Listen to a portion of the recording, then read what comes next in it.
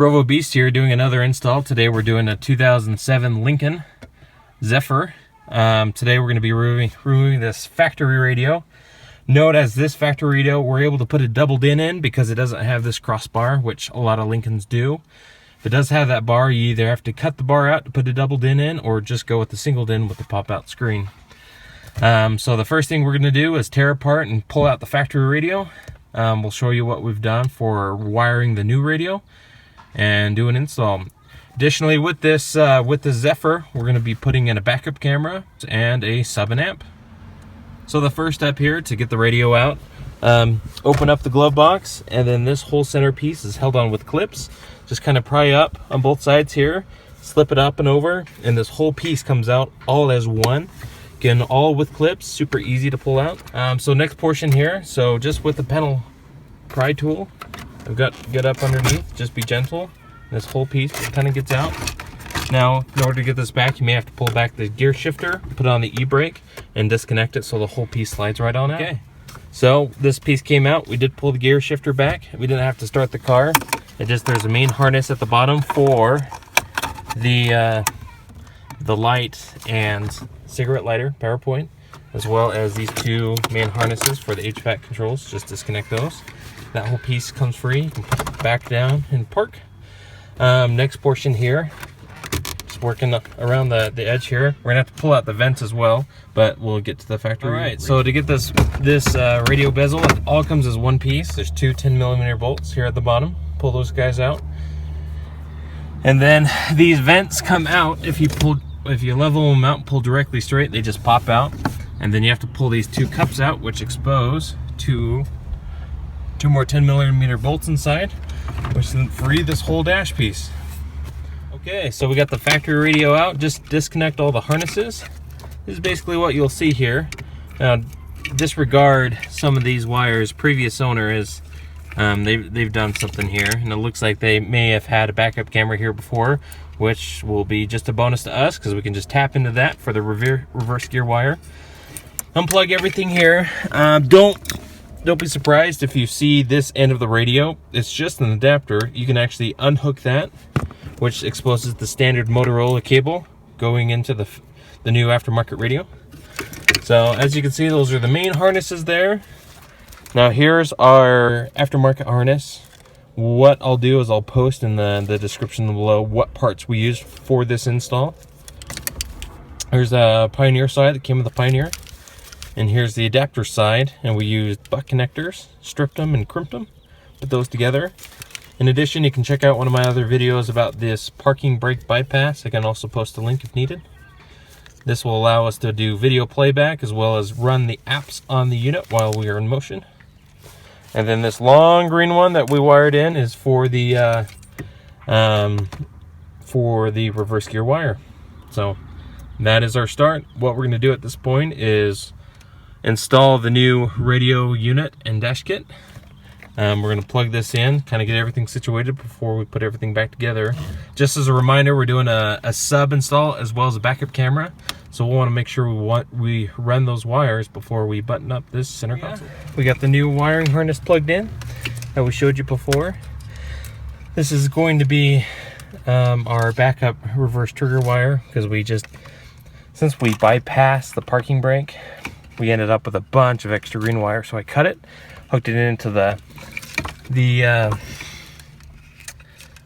purple and white, and then I'll run this down. The reverse gear wire on this vehicle is green and white, so we'll locate that either on the kick panel or maybe possibly down here. So that's what this long guy will go to. So when it's in reverse, the reverse gear it triggers the camera and the screen to show what's on the backup camera. Pretty cool.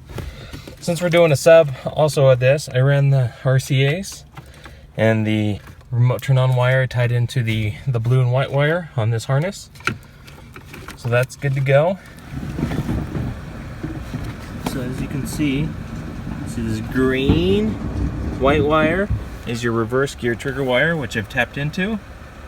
And then this goes to that green wire, cigarette lighter out of this, and put that adapter. I'll put a part in the description below so you know what we used here. And this will plug into the back of our Pioneer with the USB and aux. Just kind of relocates it to a cool little spot, and that'll shut when we don't need that.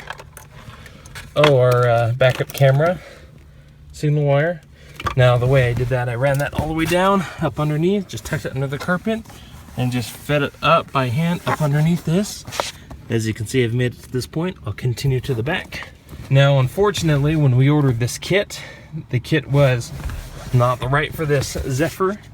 We're gonna have to order a new kit. So what I did, and for the time being, is I just used the factory bracket and put this in. It'll leave a little gap, but I created a blank out of cardboard. It doesn't look too bad. We'll use that for the time being till we get the new kit. So I'll do a part 2 when that time comes of the right kit. So put the backup camera there. I just drilled a small hole behind the plate. Here's the grommet. You just take this cover off. There's a grommet here. I cut a little hole in so I could run the red one's the power, the yellow one's the video cable. Where I left off last time, I continued to tuck the RCAs up under the seat. They came out here. So this is for the amps, RCAs, and the remote turn on wire for the amp.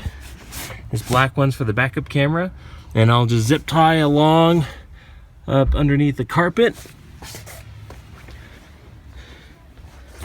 And this yellow one, just do it nice and clean. We'll plug it into that yellow one for the video cable. The power, we have to tap into the reverse light. And it is that green and white one. So we're gonna follow that down. Split the loom apart right back here, and then just tap into that wire probably around this point for power for the backup camera. Since I didn't have the dash kit, the factory radio fit with the factory bracket, and then I just made a blank out of cardboard and spray painted it. Doesn't look too bad. And then we're gonna start putting things together. All right, so got the radio back in, got everything plugged in the back. That includes the main wiring harness for the radio, backup camera, USB, aux, RCAs for the amp, antenna, and Bluetooth mic. Now down the road we could probably program in, just depends on the customer if they choose to do so. We can do a video if we go that far. You can check out my other Lincoln video as soon as I get that up. I'll post the link in the description below, and I did steering wheel controls on that Lincoln, which would be a similar setup. Other than that, got that back in. Got the both bottom screws in. I still got to put the vents together in the top. Put the center console back together. There's our aux USB mod. We just took out the cigarette lighter and put this flush mount adapter in there in its place, which is pretty cool. Tells the unit when it's in reverse. Cycles over. The backup camera's not plugged in yet. That's why there's no picture. Okay, so the next thing here is we're gonna finish up wiring up the backup camera in the trunk, and then run the power cable for the amp. We'll do the ground, and we're getting pretty close here. Okay, so this is how so this green and white wire is the red wire, and the black and white wire is the ground wire. Power and ground. So I tapped in for power for my backup camera, and then ran the wire all the way down. Zip tied it nicely. Video cable goes the other way, and I'm just going to tape it across up to the front. That's how we did the backup camera. Okay, so now we're on to pulling the power wire through the firewall. You can see there, I just pushed it through that grommet right underneath. You just cut a hole using an X-Acto knife and pulled it through using a hanger. Check out my Volkswagen Jetta install, how I pulled it through. I'll kind of give you an idea. Or my Jeep Cherokee sub install. But pulled it through, left enough length. We're gonna go right to that stud. We'll put an inline fuse there. So we're gonna just tack it up underneath this panel all the way to the back. All right, so we fed the wire through the firewall, split loomed it, put our little fuse there. There you go, so under the hood is good. Got the wire all fed up underneath. We have it coming out right here. right into the amp. The ground is the bolt right there. We just cleaned the pin off really well. Remote wire came from the front. Same with the signal wire. Amp's all good. This is our speaker wire. It ends right there. It'll go to our sub. We'll get that all wired up. And we're just about done. We got the kick panel all back together. Radio is in. We just got to put the vents back in. Little cardboard mod worked very well. Okay, we are good to go. Awesome. Got everything put in here. Sub in. Sounds great. If you have any questions about this install, be sure just to post a comment below. Be sure to like and subscribe. We'll keep getting videos up as quick as I can. This is Provo Beast. Thanks for watching.